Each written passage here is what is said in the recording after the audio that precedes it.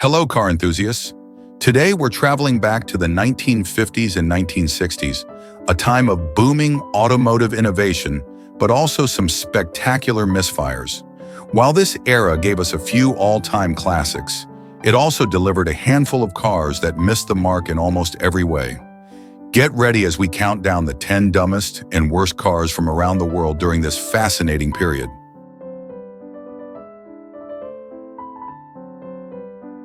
The Subaru 360 holds a unique place in automotive history as the car that launched Subaru's journey into the mass market.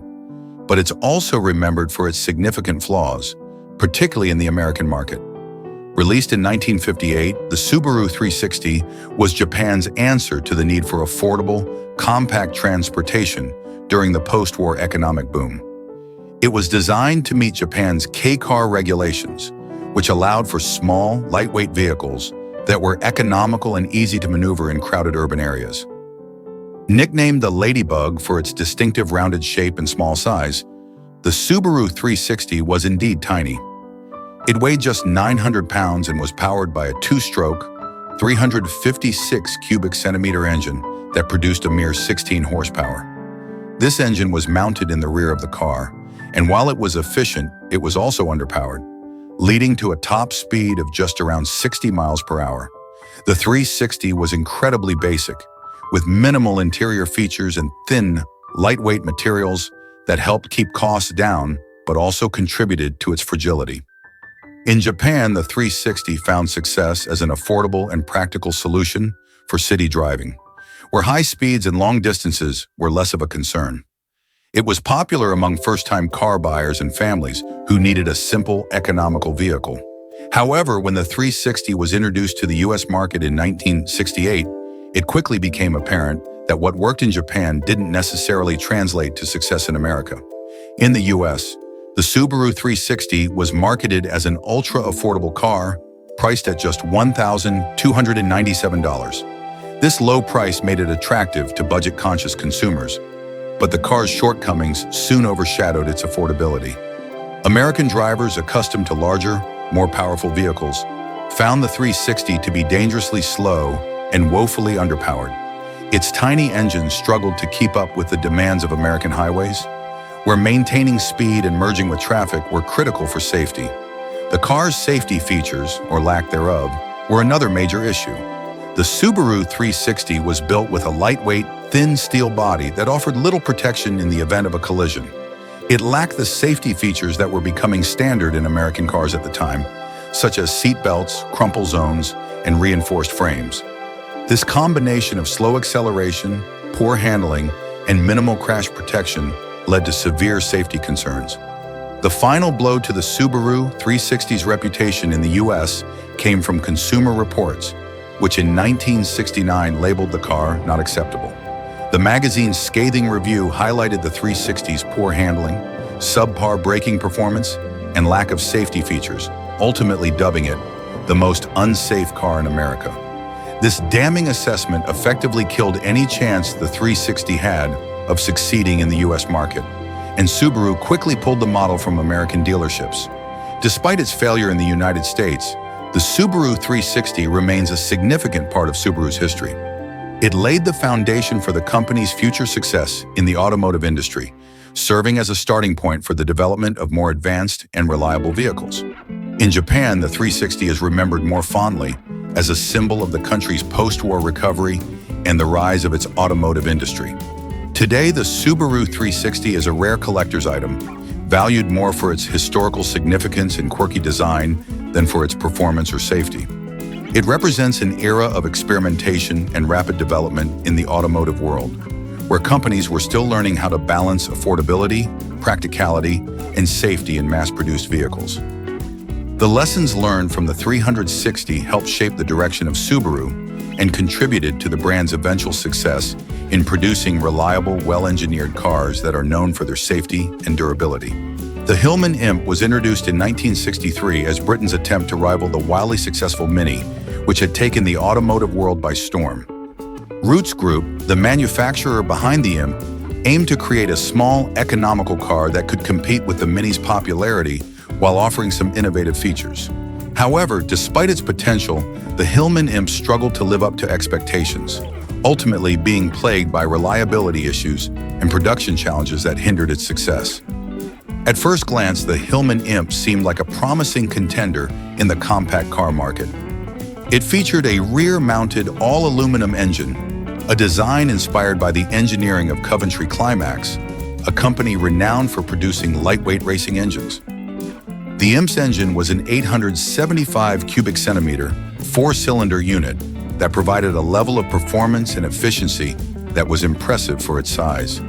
Additionally, the car boasted independent suspension on all four wheels, which gave it a comfortable ride and decent handling for a vehicle of its class. Another innovative feature of the Hilman Imp was its rear engine layout, a departure from the front engine, front-wheel drive configuration that was becoming standard in small cars like the Mini. This design choice allowed for a more spacious interior and better weight distribution, which theoretically could have given the Imp an edge in handling and performance. However, the Imp's rear-mounted engine also became a source of its most significant problems. The cooling system, in particular, was a major weak point. The engine was prone to overheating, especially in urban driving conditions, where the car was frequently stopping and starting. This issue was exacerbated by the Imp's compact design, which left little room for airflow to the rear-mounted radiator. As a result, many early Imp owners experienced frequent breakdowns due to overheating, leading to widespread dissatisfaction with the car's reliability. Quality control problems further tarnished the Imp's reputation. The car was produced at a new factory in Linwood, Scotland, which was established specifically for its manufacture. Unfortunately, the factory's workforce, many of whom were new to the automotive industry, faced a steep learning curve. Production delays and inconsistent build quality became common, with many cars leaving the factory with defects that should have been caught during the assembly process. These issues contributed to the Imp's reputation for unreliability, as owners frequently encountered problems ranging from minor annoyances to serious mechanical failures. In addition to its mechanical issues, the Hilman Imp faced stiff competition from the Mini, which had already established itself as a cultural icon in Britain and beyond. The Mini's front engine, front-wheel drive layout proved to be more practical for most drivers, offering better traction and stability, particularly in wet conditions. The Mini's simpler, more robust design also contributed to its reputation for reliability, something the Imp struggled to match. Despite these challenges, the Hilman Imp did have its share of successes. It was appreciated for its nimble handling and economical performance, and it developed a small but loyal following among drivers who valued its innovative engineering. The car also saw some success in motorsport, where its lightweight design and rear-engine configuration gave it an advantage on twisty, narrow tracks. However, these positives were not enough to overcome the Imp's numerous challenges. Production continued until 1976, but by then, the car's reputation had been irreparably damaged. The Hilman Imp is now remembered more as a lesson in the difficulties of automotive innovation than as a successful rival to the Mini. It serves as a reminder that even the most promising designs can falter if execution, reliability, and quality control are not up to par. In retrospect, the Hilman Imp's story is one of missed opportunities and unfulfilled potential. While it introduced several forward-thinking features and had the makings of a great car, the combination of production issues, mechanical problems, and the overwhelming success of the Mini ultimately overshadowed its achievements. Today, the Hilman Imp is a curiosity of British automotive history, cherished by a small group of enthusiasts who appreciate its quirks and recognize its role in the evolution of compact car design. The BMW Isetta is one of the most iconic and unusual vehicles to ever come out of the post-war automotive industry. Often referred to as a bubble car because of its distinctive rounded shape and tiny size, the Isetta became a symbol of the microcar craze that swept through Europe during the 1950s. Despite its comical appearance and diminutive stature, the Isetta played a crucial role in BMW's history, helping the company survive a difficult period and setting the stage for its future success. The origins of the Isetta can be traced back to Italy, where it was initially designed and produced by the Italian company Edsel in 1953. The original Isetta was conceived as a cheap and efficient mode of transportation in a time when many people in Europe were looking for affordable vehicles to navigate the post-war economy. The car's unique design featured a single large front door that opened outward, along with a steering wheel that pivoted with the door for easier access. Inside, there was just enough room for 2 passengers and some minimal luggage space. BMW, struggling financially in the early 1950s, saw potential in the Isetta as a way to quickly enter the burgeoning microcar market. The German automaker acquired the licensing rights to produce the car and made several modifications, including equipping it with a more reliable 247 cubic centimeter, 12 horsepower single-cylinder engine, sourced from one of its motorcycle models. This engine was capable of propelling the Isetta to a top speed of about 50 miles per hour, which, while slow by modern standards, was adequate for urban driving at the time. One of the most striking aspects of the BMW Isetta was its design. The entire front end of the car served as the door, opening outward to reveal the compact interior. This unique feature made the Isetta stand out from other vehicles and contributed to its charm, but it also posed significant safety concerns.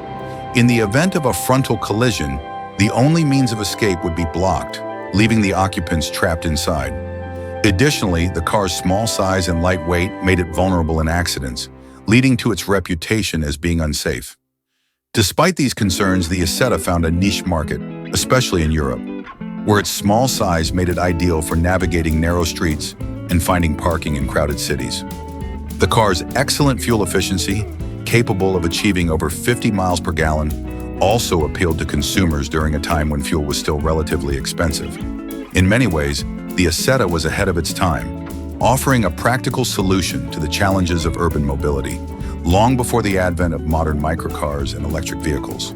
The Isetta's quirky charm and distinctive design also helped it gain a certain level of popularity, particularly in countries like Germany, where it became a symbol of the economic recovery and newfound mobility in the post-war years.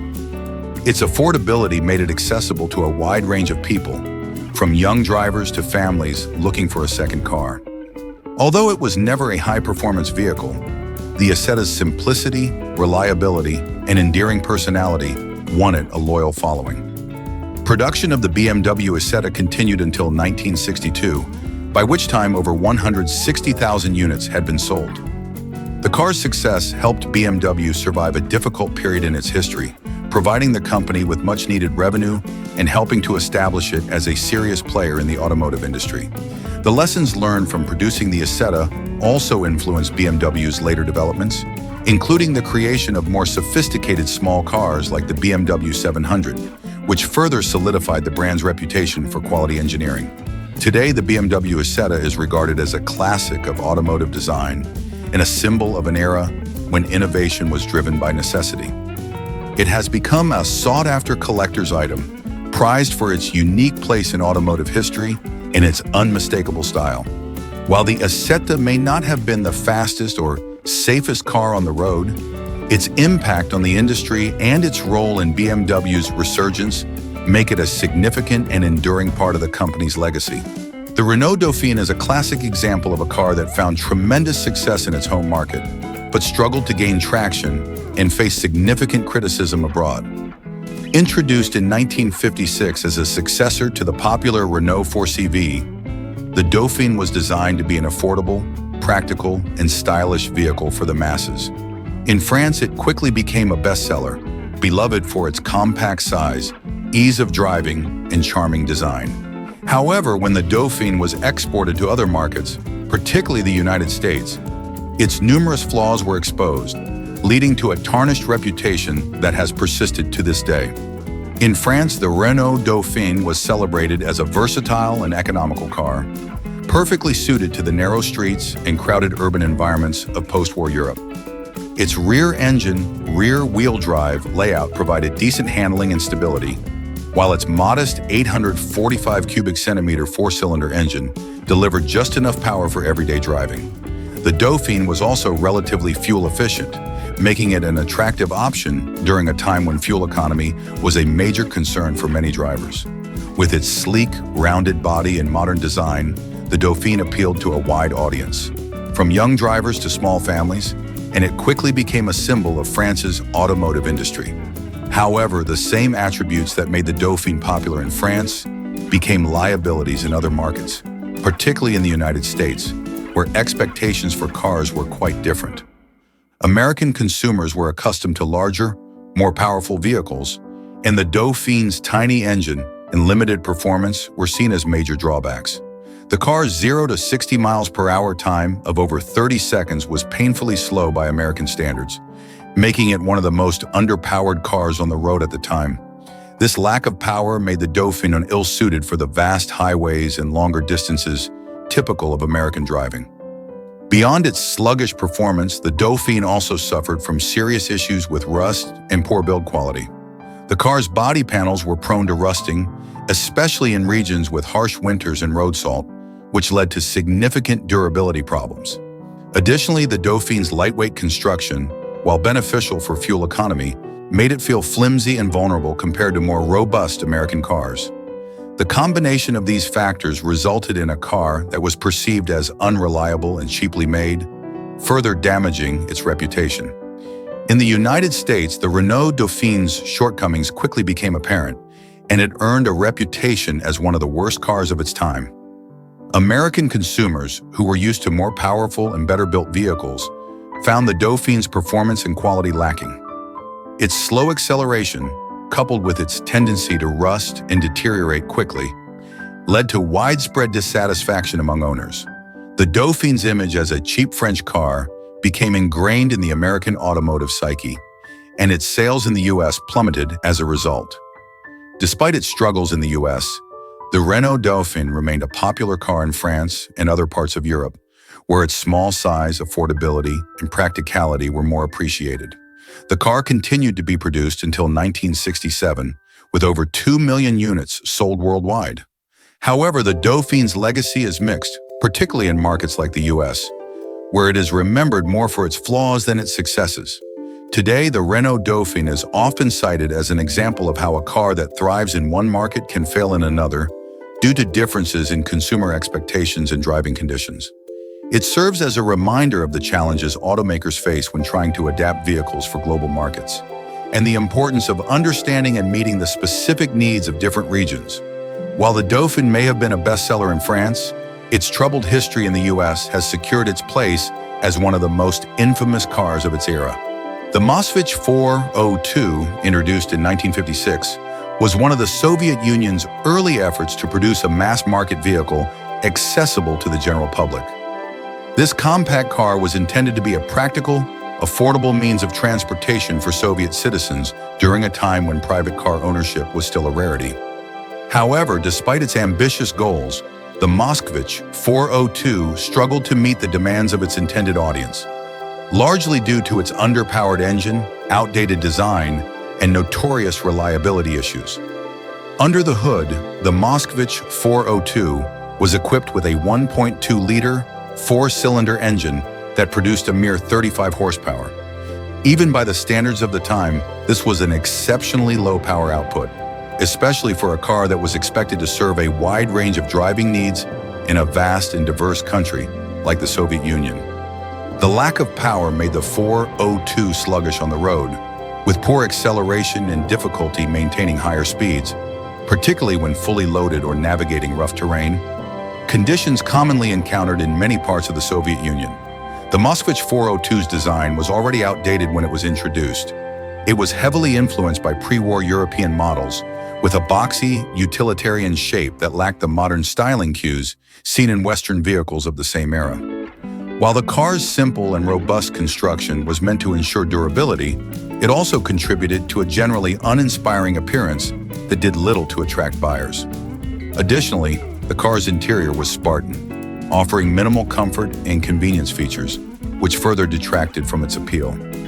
Perhaps the most significant issue with the Moskvich 402, however, was its reputation for poor reliability. The car was prone to frequent breakdowns, with a host of mechanical problems that plagued owners. The engine, in particular, was known for its lack of durability, often requiring extensive maintenance and repairs to keep it running. Other components, such as the suspension and electrical system, were also prone to failure, leading to a frustrating ownership experience for many. In an era where access to spare parts and skilled mechanics was limited, especially in remote regions of the Soviet Union, these reliability issues made the 402 a difficult car to own and maintain. Despite these shortcomings, the Moskvich 402 was one of the few options available to Soviet consumers, who had limited choices when it came to personal transportation. The car was produced at the Moscow-based MZMA, Moscow plant of small cars, and was intended to be a versatile vehicle suitable for both urban and rural use. However, its limitations made it a tough sell, even within the constrained Soviet market, where consumers often had to make do with what was available rather than what they truly desired. The Moskvich 402 did have some redeeming qualities, such as its relatively low price and ease of production, which made it accessible to a wider segment of the population. It also served as the basis for later models, such as the Moskvich 407, which featured an improved engine and slightly better performance. However, the 402's legacy is largely defined by its failures rather than its successes. In the context of Soviet automotive history, the Moskvich 402 is often seen as a symbol of the challenges faced by the Soviet Union in developing a competitive automobile industry. The car's outdated design, underpowered engine, and reliability problems highlighted the difficulties in producing a mass-market vehicle that could meet the needs of a diverse and geographically vast nation. While the 402 was an important step in the evolution of Soviet cars, it ultimately fell short of its goals, leaving a mixed legacy in the annals of automotive history. Today, the Moskvich 402 is remembered as a relic of a bygone era, a car that embodies the limitations and struggles of its time. Its shortcomings serve as a reminder of the importance of innovation, quality, and reliability in the automotive industry, lessons that would be learned and applied in the development of future Soviet and Russian vehicles. The King Midget Model 3 was a unique, if somewhat unconventional chapter in American automotive history. Introduced in 1957, the King Midget was the brainchild of two World War II veterans, Claude Dry and Dale Orcutt, who sought to create an affordable, no-frills vehicle that anyone could own. They envisioned the King Midget as a car for the common man, an ultra-economical vehicle that could be sold as a kit or fully assembled, allowing virtually anyone to enjoy the benefits of personal transportation. While the concept was innovative, the execution left much to be desired, and the King Midget Model 3 ultimately failed to gain widespread acceptance. One of the most distinctive aspects of the King Midget Model 3 was its tiny one-cylinder engine, which produced a mere 9.2 horsepower. This modest power plant was intended to keep costs low and fuel efficiency high, but it also severely limited the car's performance. With a top speed of just 50 miles per hour, the Model 3 was far slower than even the most basic economy cars of the time. This lack of speed made it impractical for highway driving, restricting the car to city streets and rural roads where it could keep up with slower traffic. The King Midget Model 3's design was incredibly basic, reflecting the founder's goal of simplicity and affordability. The car featured a boxy, minimalist body with seating for two, and it lacked many of the comfort and convenience features that were becoming standard in other vehicles of the era. The interior was Spartan, with a bare-bones dashboard and little in the way of insulation or soundproofing. The doors were thin and lightweight, and the windows were made of simple sliding panels rather than the more advanced roll-up designs found in other cars. Perhaps the most glaring issue with the King Midget Model 3 was its lack of safety features. In an era when automotive safety was starting to gain attention, the Model 3 felt dangerously outdated. The car's lightweight construction and small size made it vulnerable in collisions, and it lacked basic safety equipment such as seat belts, crumple zones, and reinforced doors.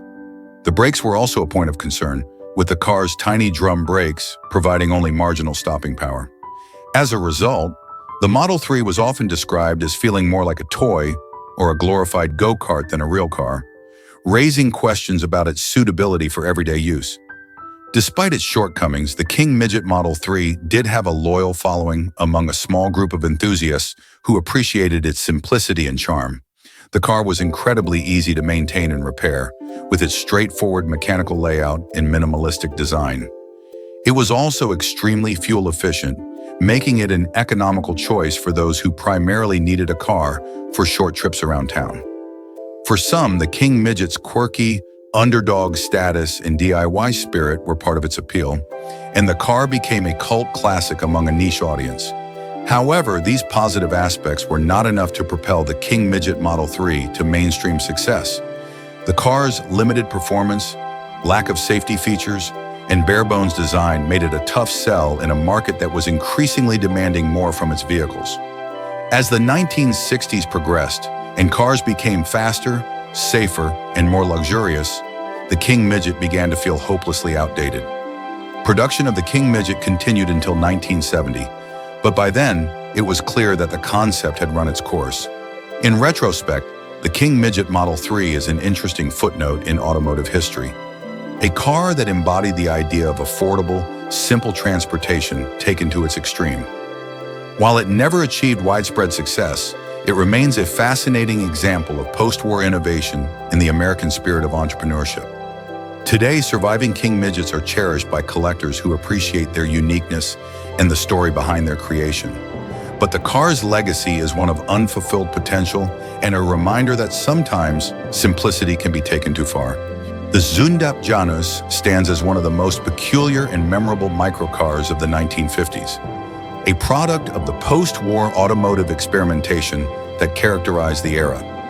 Named after Janus, the Roman god of beginnings and transitions, who is famously depicted with two faces looking in opposite directions, this quirky little car embodied its namesake with a design that was just as unusual.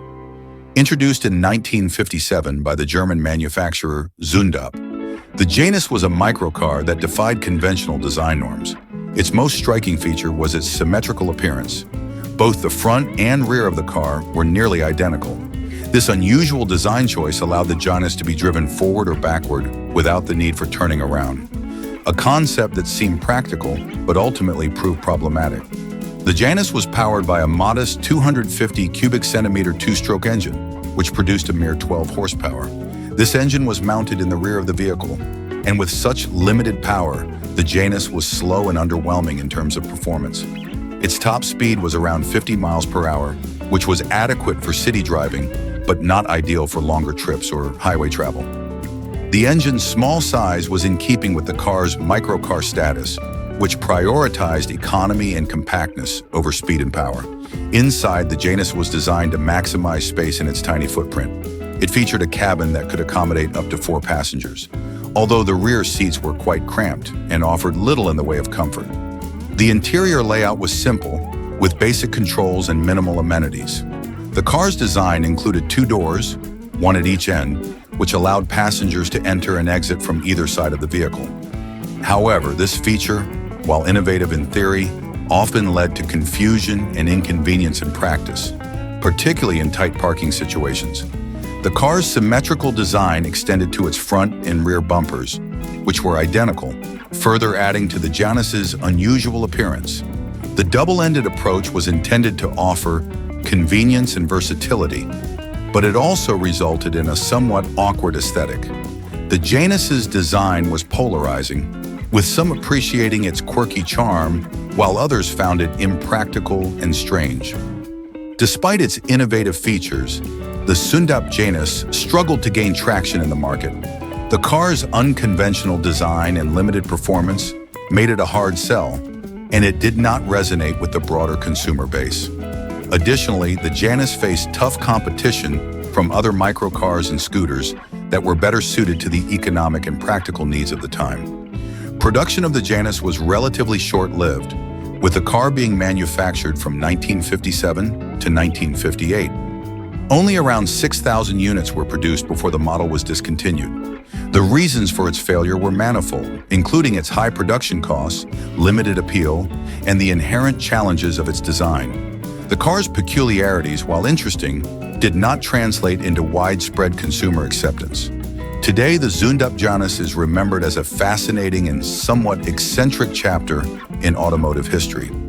Its unique design and innovative approach continue to capture the imagination of enthusiasts and collectors who appreciate its quirky charm and the story behind its creation. While it may not have achieved commercial success, the Janus remains a symbol of the experimental spirit that defined the automotive landscape of the 1950s. The Amphicar stands out as one of the most audacious and unique vehicles ever produced, attempting to bridge the gap between automotive and nautical engineering. Introduced in 1961 by the German company Amphicar GmbH, this innovative vehicle was designed to function both as a car and a boat, a concept that captured the imagination, but ultimately proved more challenging in practice.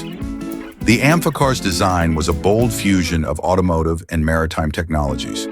It featured a streamlined body with both wheels and propellers, allowing it to transition between land and water. The car's amphibious capabilities were facilitated by a hull design that could float and a pair of rear-mounted propellers that propelled it on water. On land, it functioned like a conventional car, with front-wheel drive and a top speed of around 70 miles per hour, which was reasonably swift for the era. However, the Amphicar's performance on water was far less impressive. With a top speed of just 7 miles per hour in aquatic mode, it was slow and cumbersome compared to dedicated boats. The vehicle's performance on water was hindered by its weight and design compromises necessary to accommodate both driving and boating functionalities. This sluggishness on water made it less appealing for recreational use compared to specialized boats. In addition to its performance shortcomings, the Amphicar faced several practical challenges. The vehicle's complex design introduced maintenance issues, particularly related to its waterproofing and the integration of both automotive and marine components. Owners had to contend with frequent upkeep to ensure that the car-boat hybrid remained operational in both environments. The high cost of the Amphicar, combined with these maintenance challenges, further limited its appeal to consumers. The Amphicar's design was distinctive, featuring a relatively sleek and aerodynamic body that was intended to be visually appealing both on land and water. The car had a convertible top that allowed it to be used in varying weather conditions, adding to its versatility. However, despite its innovative features and unique appearance, the Amphicar struggled to gain widespread acceptance. Only about 3,800 Amphicars were produced between 1961 and 1968, making it a rare and somewhat niche vehicle. The high price point and the practical difficulties of owning a vehicle that could function in both land and water environments contributed to its limited market success. The Amphicar's novelty factor did attract some attention and admiration, but it was not enough to overcome its inherent limitations. Today, the Amphicar is remembered as a fascinating example of automotive ingenuity and ambition. It has become a collector's item and a symbol of mid-20th century experimentation in vehicle design. While it may not have achieved widespread success or practicality, the Amphicar's legacy endures as a testament to the creativity and boldness of its creators. The Trabant 601, often affectionately called the Trabi, remains one of the most iconic symbols of East German automotive engineering, though not for reasons of quality or performance. Produced from 1963 to 1990, the Trabant 601 represents a unique chapter in automotive history, reflecting both the limitations and resilience of the Eastern Bloc during the Cold War era. The Trabant 601 was constructed from a material known as Duraplast, a type of plastic reinforced with fibers, which was used due to its low cost and ease of production. This material was a significant departure from traditional metal body panels, and while it offered some advantages in terms of production efficiency, it also contributed to the car's distinctive, somewhat crude appearance. The Duraplast body was prone to cracking and lacked the durability of conventional steel, leading to concerns about its long-term reliability. Under the hood, the Trabant 601 was powered by a modest 601 cubic centimeter two-stroke engine, which was notorious for its poor performance and excessive emissions. This tiny engine, delivering around 26 horsepower, struggled to propel the vehicle to speeds that could be considered modern, and its two-stroke design meant that it burned oil along with fuel, resulting in a plume of blue smoke that became a characteristic feature of the Trabi. The engine's design also made it relatively noisy and inefficient compared to contemporary four-stroke engines. The Trabant's design was straightforward and functional, but it quickly became outdated compared to Western cars. Its simple, boxy shape and minimal features reflected the economic constraints of the Eastern Bloc, where luxury and innovation were often sacrificed for the sake of practicality and cost. The car's interior was Spartan, with basic controls and very limited amenities, making it a utilitarian choice rather than a comfortable or enjoyable ride. Despite these shortcomings, the Trabant 601 enjoyed a long production run, primarily due to the lack of alternatives available in East Germany and the broader Eastern Bloc. The Trabant became a symbol of the era's automotive pragmatism, as well as a reminder of the economic and technological isolation that characterized life behind the Iron Curtain. The car was accessible and affordable for many East Germans, which contributed to its enduring popularity despite its numerous flaws. As the Berlin Wall fell and the Eastern Bloc began to open up to Western influences, the Trabant's reputation started to shift. While it was still seen as a symbol of East German life, its outdated technology and design became increasingly apparent. The Trabant 601 was phased out as East Germany integrated with the West, and modern vehicles became more readily available. Today, the Trabant 601 is remembered with a mix of nostalgia and bemusement. It represents a specific time and place in automotive history and serves as a poignant reminder of the challenges and constraints faced by car manufacturers in the Eastern Bloc. Despite its many flaws, the Trabant 601 remains an important part of automotive heritage, celebrated by enthusiasts and collectors who appreciate its role in the history of Eastern European transportation. The Ford Edsel is often heralded as one of the most infamous automotive failures in history. Launched with grand aspirations in 1958, the Edsel was meant to be a groundbreaking addition to Ford's lineup, embodying innovation and forward-thinking design. However, the car's launch was marred by a series of missteps that would ultimately lead to its swift and dramatic downfall. From its inception, the Edsel was positioned as a revolutionary vehicle. Ford invested heavily in its development and marketing, touting the car as the future of automotive design. The Edsel was introduced with much fanfare and anticipation, but it quickly became clear that the reality did not match the hype. One of the most glaring issues was its design, which featured an unusual horse collar grille. Intended to be a bold, distinctive feature, the grille instead became a symbol of the car's failure and was widely mocked for its unappealing appearance. The Edsel's styling was not the only problem. The car was equipped with a range of features that were supposed to set it apart from its competitors, such as a push-button transmission and a new innovative suspension system. However, these features were often criticized for being overly complex and prone to malfunction. Additionally, the car's price point was higher than many buyers were willing to pay, and its perceived value did not align with the cost, making it a tough sell in a market already facing economic pressures. The Edsel's problems were compounded by poor market timing.